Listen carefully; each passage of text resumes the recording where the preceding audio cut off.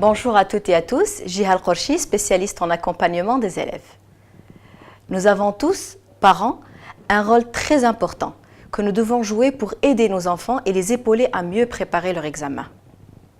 C'est à nous de trouver la bonne attitude pour être le meilleur accompagnateur pour son adolescent.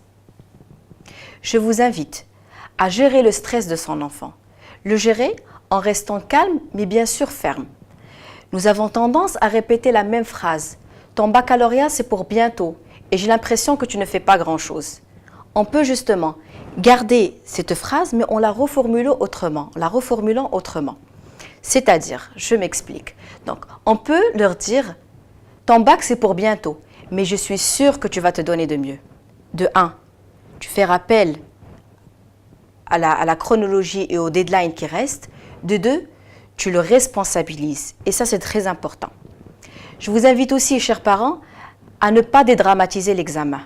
Nous avons aussi tendance à faire entendre à notre adolescent plusieurs fois dans la journée « Tu n'es pas le premier qui va passer son bac » ou bien éventuellement, on a aussi tendance à dire la fameuse phrase « Tout le monde réussit son bac, tu n'es pas le seul ».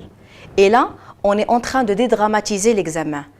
Soyez sûr que votre adolescent est en autisme émotionnel en cette période-là et en stress flagrant. Donc, essayez justement de le motiver, de garder une pensée positive, de changer la formulation. Peut-être dire « l'examen c'est pour bientôt, mais je sais que tu es capable de te donner. Je sais que tu es capable de le réussir. On attend tous ta réussite à la fin de l'année. » Gardez cette pensée positive. Un troisième point, donc d'une façon innée, nous nous retrouvons à le faire, moi autant que parent et vous, c'est de comparer nos enfants, c'est de comparer les cousins et les voisins ou bien d'imposer nos façons. Donc, nous avons tendance à leur dire, moi j'ai fonctionné avec la méthode X et ça a marché. Ton cousin n'a pas arrêté de réviser les soirées et regarde, aujourd'hui il est dans l'école X ou Y. Essayez de responsabiliser votre enfant, essayez de garder une pensée positive. Je sais que vous parents vous stressez, que vous cherchez à avoir le mieux de vos enfants, mais vous n'avez pas à évoquer ce stress-là sur votre enfant, à l'emporter avec votre stress. Ça ne créera qu'une confrontation. Donc c'est pour ça, je vous invite justement à garder donc une pensée positive et essayer de partager avec votre enfant votre expérience, de la partager et de ne pas l'imposer.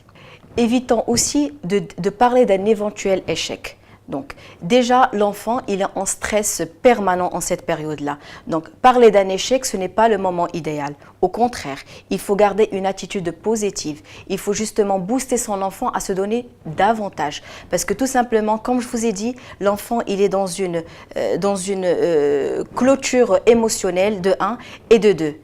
Quand vous lui parlez d'échec, vous le méprisez. Et l'enfant, quand vous le méprisez, il se met dans l'inaction, si ce n'est pas dans la confrontation avec les parents.